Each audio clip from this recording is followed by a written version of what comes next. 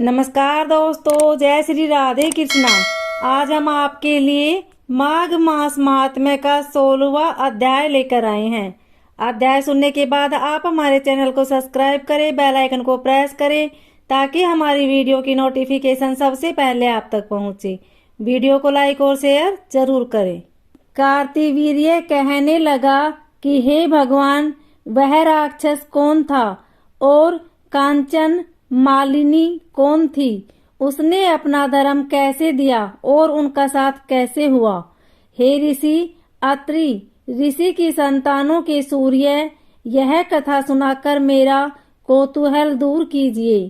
तब दत्तात्रेय जी कहने लगे कि हे राजन, इस पुरातन विचित्र इतिहास को सुनो। कांचन मालिनी नाम की एक सुंदर अप्सरा थी जो माघ मास में प्रयाग में स्नान करके कैलाश पर जा रही थी। तब उसको मार्ग में जाते हुए हिमालय के कुंज से एक धीर राक्षस ने देखा। उस सोने जैसे तेज वाली, सुंदर कटी वाली, बड़े बड़े नेत्रों वाली, चंद्रमुखी, सुंदर केश और पिंप योदर वाली सुंदर अप्सरा को देखकर उस राक्षस ने कहा कि हे सुंदरी कमल नयनी, तुम कौन हो और कहाँ से आ रही हो? तुम्हारे वस्त्र और बैणी भीगी हुई क्यों है? तुम आकाश मार्ग से कहाँ जाती हो और किस पुण्य के प्रताप से तुम्हारा शरीर ऐसा तेजस्वी और रूप ऐसा मनोहर है? तुम्हारे गीले वस्त्र से मेरे मस्तक पर गिरे हुए एक बूंद जल से मेरे क्रूर मन को एकदम शांति प्राप्त हो गई। इसका क्या कारण है? तुम बड़ी शीलवती प्रतीत होती हो, इसका क्या कारण मुझसे कहिए। अप्सरा ने कहा कि हे राक्षस सुनो, मैं काम रूपिणी अप्सरा हूँ। मैं प्रयाग में संगम में स्नान करके आ रही हूँ, इसी से मेरे वस्त्र भीगे हैं। अब कैलाश पर जा रही हूँ जहाँ पर श्री शिव निवास करते हैं। त्रिवेणी के जल से मेरी सब क्रूरता दूर हो गई, जिसके पुण्य के प्रभाव से मैं इतनी सुंदर और पार्वती जी की प्रिय सखी हुई। जो आश्चर्य देने वाला उदाहरण मुझसे ब्रह्मा जी ने कहा था सो सुनो। मैं कलिंग देश के राजा की वेश्या थी, रूप लावण्य और सुंदरता में अपूर्ण थी। मेरी सुंदरता पर सारा नगर मोहित था और मैंने अनेकों प्रकार के भोग भोगे।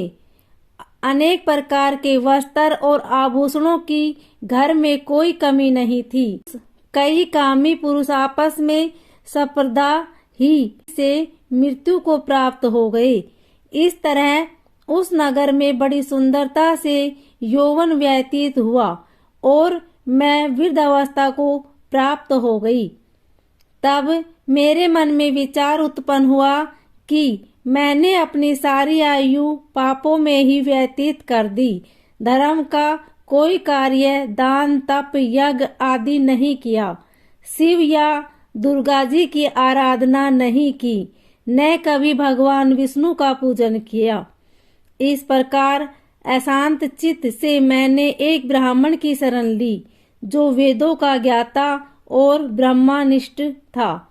मैंने उनसे पूछा कि मेरा निस्तार किस प्रकार हो सकता है। महाराज, साधु सज्जन अच्छे और बुरे सभी पर दया करते हैं, इसलिए मुझ दीन पर भी कृपा करके मुझ कीचड़ में डूबी हुई को पकड़कर उबारिए। क्षीर सागर क्या हंस को ही दूध देता है, बतख को नहीं देता। तब वह ब्राह्मण राजा का पुरोहित इन सब बातों को सुनकर मुझ पर दया करके कहने लगा कि तू ब्रह्मा के क्षेत्र प्रयाग में जाकर माघ मास में त्रिवेणी संगम में स्नान कर, परंतु मन में अशुभ क्रिया का विचार नहीं करना। पापों के नाश के लिए महर्षियों ने तीर्थ स्थान से अधिक और कोई प्रायश्चित नहीं बतलाया। प्रयाग में स्नान करने से तू अवश्य पवित्र होकर स्वर्ग को जाएगी। हे भामिनी, पुराने समय में गौतम ऋषि की स्त्री को देखकर इंद्र ने काम के वशीभूत होकर कपट वेश में उससे भोग किया था।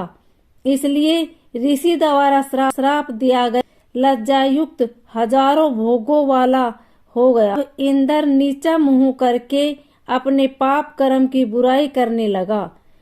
मेरु पर्वत के शिखर पर स्वच्छ जल वाले सरोवर पर एक स्वर्ण कमल से भरे हुए कोटर में घुस गया और अपने पाप को धिक्कारता हुआ कामदेव की बुराई करने लगा कि यह सब पापों का मूल है। इसके ही वशीभूत होकर मनुष्य नरक में जाते हैं और अपने धर्म, कीर्ति, यश और धैर्य का नाश करते हैं। इंद्र ऐसा सोच रहा था, सो इंद्र के बिना सारा देवलोक शोभाहीन हो गया। तब देवता गंधर्व, किन्नर, लोकपाल, इंद्राणी के सहित बृहस्पति जी से जाकर पूछने लगे कि महाराज, इंद्र के न रहने से स्वर्ग ऐसा शोभाहीन हो गया है जैसे सतपुत्र के बिना श्रेष्ठ कुल। इसलिए स्वर्ग की शोभा के लिए कोई क्रिया सोचिए। इस विषय में देर नहीं लगानी चाहिए। तब बृहस्पति जी कहने लगे कि इंद्र ने बिना सोचे विचारे जो कर्म किया है उसका फल भोग रहा है, तो वह कहाँ है? मैं यह सब जानता हूँ। फिर गुरुजी ने सबको साथ लेकर स्वर्ण कमलों से युक्त बड़े सरोवर में इंद्र को देखा, जिसका मुख मलिन और आंखें बंद थी। तब इंद्र ने बृहस्पति जी के चरणों को पकड़कर कहा कि इस पाप से उद्धार करके आप मेरी रक्षा कीजिए। तब बृहस्पति जी ने इंद्र से कहा कि प्रयाग में स्नान करने से ही तुम पाप मुक्त हो जाओगे। तब इंद्र सहित सबने ही प्रयाग संगम में स्नान किया और त्रिवेणी स्नान से इंद्र पाप मुक्त हो गए। तब बृहस्पति जी ने इंद्र को वरदान दिया, तुम्हारे शरीर में जितने भग हैं सब नेत्र हो जाएं। तब इंद्र ब्राह्मण के वर से 1000 नेत्रों से ऐसा सुशोभित हुआ जैसे मानसरोवर में कमल शोभायमान होता है। ओम नमो भगवते वासुदेवाय।